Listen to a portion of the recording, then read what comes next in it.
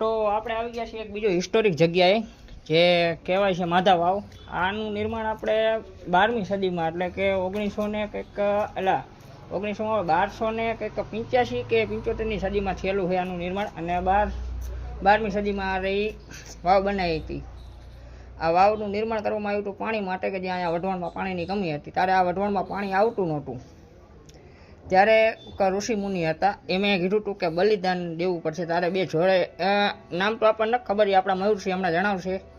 એટલે ત્યારે અહીંયા બે બલિદાન આપ્યા હતા જોડાના, જે તાજા પરણેલા હોય એમનું. ત્યારે આ વાવમાં પાણી આવ્યું હતું. અને એ બધી આપણને માહિતી આપશે આપણા મયુરસિંહ. હાલો તારા મળીએ આગળ. તે આપણે જે બહાર જાણ્યું કે આ વાવનું નિર્માણ કરવામાં આવ્યું હતું, હવે એની આગળની જાણકારી આપણને આપશે મયુરસિંહ. હાલો મયુરસિંહ. આ વાવનું નિર્માણ તો એટલા માટે કરવામાં આવ્યું હતું કારણ કે ગામમાં પાણીની કમી હતી. હવે એ પાણીની કમી માટે આ વાવનું નિર્માણ કરવામાં આવ્યું. પણ વાવ બનાવ્યા પછી વાવમાં પાણી આવતું જ નહોતું. ત્યારે અહીંના જે વાવ જે રાજાએ બનાવરાવી હતી, એ રાજાએ જાણકાર જોશીડાને બોલાવ્યો. જાણકાર જોશીડાએ એવું કીધું કે આ વાવમાં જ્યારે દીકરોને વહુ જ્યારે આમાં બલિદાન આપશે પછી જ પાણી આવશે. ત્યારે એ રાજાએ પોતાના પુત્રને અભયસંગસિંહજી કરીને નામ હતું, એમને વાત કરી, એમને જાણ કરી. ત્યારે અભયસંગસિંહજીએ એવું કીધું કે આપણે કોઈ ગામજનોને કોઈને કહેવાનું થતું નથી, હું અને મારી વહુ અમે બે જ તે આ વાવમાં બલિદાન આપશું. અને જ્યારે તે ઈવડાઈ અહીંયા બલિદાન દેવા આવ્યા ત્યારે પહેલા પગથિયે પગ મૂક્યો ને ત્યારે જ તે પાણી આવવાનું ચાલુ થઈ ગયું. 7મા પગથિયે પહોંચ્યા ને ત્યાં તો એ ડૂબી ગયા અંદર. ત્યાં જ તે બલિદાન આપ્યું ને ત્યારથી પાણી આ બધું એમનામ જ છે. ત્યારથી દર વર્ષે પાણી પણ આમાં બદલાય છે. અને જે પેલા વિડીયો બધા બનાવી ગયા હતા, જેણે જાણકારી બધાએ આપી હતી કે આમાં દર વર્ષે બલિદાન માંગે છે, એવી કંઈ વાત આમાં છે નહીં. અમે અહીંયા એટલા વર્ષોથી રહેવી, અમે આવું કોઈ સાંભળ્યું નથી. અને અમે કદાચ આગળ રહેતા હોય ને એવું બધું હોય તો અહીંના પાડોશી અહીંયા જે પડખે મકાન છે ત્યાં બધા એને પૂછપરછ કરવામાં આવી તો એ બધાએ પણ જણાવ્યું કે એવું કોઈ છે નહીં, એ બધી અફવા છે. એટલે એવી અફવામાં કોઈએ માનવું નહીં.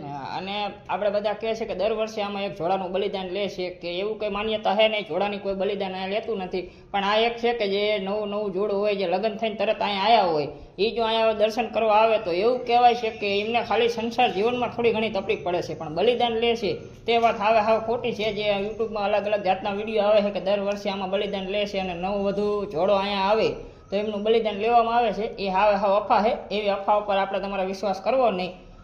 અને કેમ કે આ પાણી તે એટલું પવિત્ર હોય ને કે તમે આમાં કદાચ મરવા પણ આવ્યા હોય ને, ગમે તમારે કંઈક હોય મનમાં અને ગમે કંઈક નુકસાની આવી ગઈ હોય ધંધામાં કીમાં, કોઈ પણ પ્રકારની તમારે પ્રોબ્લેમ હોય, મરવા આવ્યા હોય ને તો એ તમને પાણી મરવા નથી દેતું, પાણી અંદર ખેંચતું નથી. પાણી તમને બહાર ધક્કો મારે છે. કારણ કે આ વાવ રહી એક કહેવાય છે કે બલિદાન માંગ્યું હતું, પણ એ બલિદાન હિત માટે હતું. એટલે હવે બીજી વાર બલિદાન નથી લેતા.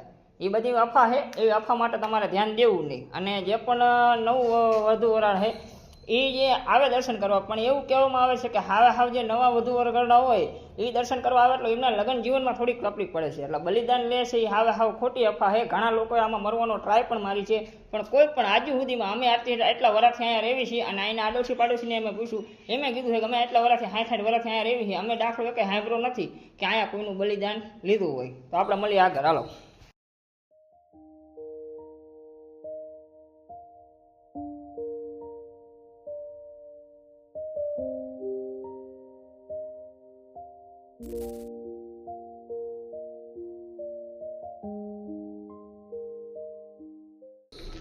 તો આપણે આવી ગયા માધવ હવે, અને અહીંની થોડીક અમારે વધારે જાણકારી જોતી હતી. એટલે અહીંના જે અમારા રહેવાસી છે એ અહીંયા અમારા મિત્ર છે, એમને આપણે લઈ લીધા. હવે એ આપણને વધારે જાણકારી આપશે.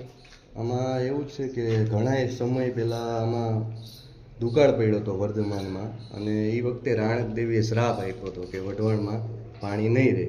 ત્યારે વઢવાણમાં અનેકો વાવ ઘડાઈ હતી, પણ એમાં સૌ પ્રથમ પહેલી વાવ આ માધા વાવ છે. અને હજી પણ એનું એટલું જ સત છે, એટલું જ પાણી રહે છે જે પહેલાં રહેતું હતું. હા, જ્યારે એવું લાગે ઉનાળો આવે ત્યારે થોડું ઘટે, પાછું ચોમાસું આવે એટલે વધી જાય. અને એ વખતે બે નવ દંપતીએ બલિદાન આપ્યું હતું અને પાણી પીટ્યું હતું ને આખા વઢવાણને પૂરું પાડ્યું હતું.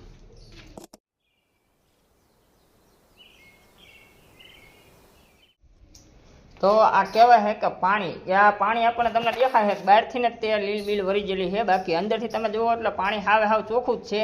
એ તો અહીંની પબ્લિકે અને અહીંની આપણે જે કહેવાય કે નગરપાલિકાવાળાએ થોડુંક ધ્યાન નથી આપ્યું એટલે પાણી એવું થઈ ગયું છે, બાકી પાણી અંદરથી ચોખ્ખું જ છે. આ પબ્લિક બધી રહી આમાં કચરો ને બચરો નાખે છે એટલે આ લીલ ને બીલ વરી ગયેલી છે.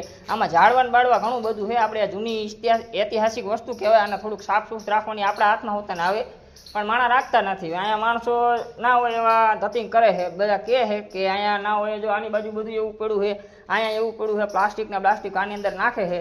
બાકી આ પાણી ચોખ્ખું એટલે એકદમ ચોખ્ખું છે, તમે નીચે જાઓ એટલે. અને આ જે તમને ઝીણી ઝીણી માછલીઓ દેખાય છે કહેવાય છે કે આની અંદર તમે ના હોય એટલે તમને ચામડીના રોગ સહિત મટી જાય છે.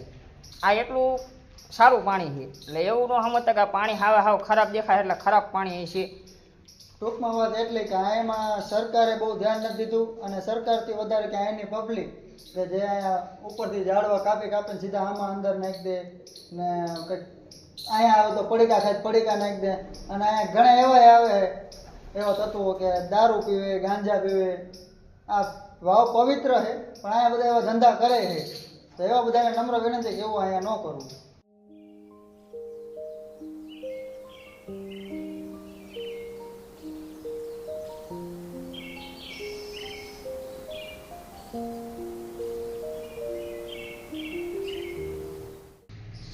તે જોયું તમે, આમ 6 કોઠા, આ 7મો કૂવો.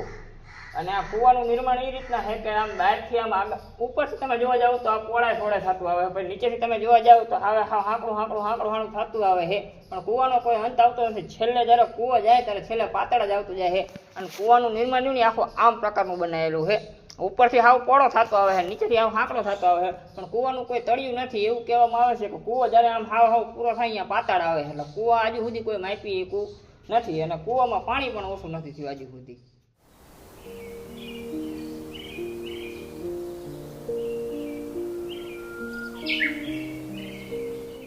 તો તમે જેમ જાણ્યું એ રીતના જો આ પગથિયા 1 2 3 4 5 6 ને 7 પગથિયા, 7 કોઠા, અને 6 કોઠા, 7મો કૂવો. એ રીતના તમે જોતા હોય એ રીતના આમાં એવી રીતના જ છે કે આ 7 પગથિયા એ રીતના આવી રીતના તમે જોતા હોય એ રીતના આ થાય છે. 7 પગથિયા પછી આમાં આવે છે એ રીતના વાવમાં આખે તમે અંદર જતા જાવ એ રીતના અંદર એવી રીતના જ છે. 7 પગથિયા 7 વાવ, અને આમ નીચે તમે જોવા જાવ તો એ રીતના 7 જ છે. એટલે આ ટોટલ વસ્તુ 7 જ છે.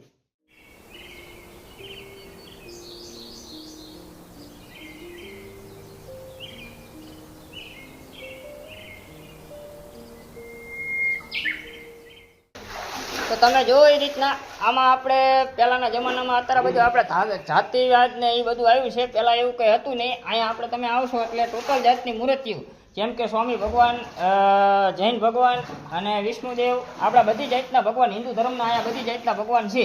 અને એ રીતના આપણે આ વાવનું નિર્માણ કરવામાં આવ્યું હતું. એ વખતે જ્યારે આ વાવ બનાવી ત્યારે બધી ધર્મ આમાં ભેગો થઈને વાવ બનાવી હતી. અને અત્યારે આપણે જ્યાં જાતિવાદ હોય તો હે એ વખતે જાતિવાદ બધો હતો નહીં, તારે આ વાવનું નિર્માણ કરવા આવ્યું હતું. એટલે તમે અહીંયા જ્યારે આવશો ત્યારે તમને બધી જાતની મૂર્તિ દેખાશે. આમ તમે મંદિરેથી આમથી આમ આવશો ત્યારે બધી જાતની મૂર્તિ દેખાશે. પહેલાં જૈન ભગવાનની આવે છે, પછી એ રીતના પથ્થરની મૂર્તિ બધી ભગવાનની છે. આમ તમે જે રીતના નીચે જતા જશો એ રીતના હોતા આવશે. આપણા વિષ્ણુ ભગવાન, શંકર, ટોટલ ભગવાન છે અહીંયા. તો આપણે જાણી લીધો માધા વાવનો ઇતિહાસ. આ જ રીતના આપણે એક બીજો ઇતિહાસ જાણીશું નવા વ્લોગમાં. આ હતી માધા વાવની હિસ્ટ્રી, માધા વાવની હિસ્ટોરી. અને એ જ રીતના આપણે મળશે એક નવા વ્લોગમાં. આવા નવા હિસ્ટોરિક વિડીયો જોવા હાટન અમારી ચેનલને સબસ્ક્રાઈબ કરો. હાલો તારે મળીએ એક નવા હિસ્ટોરિક વિડીયોમાં.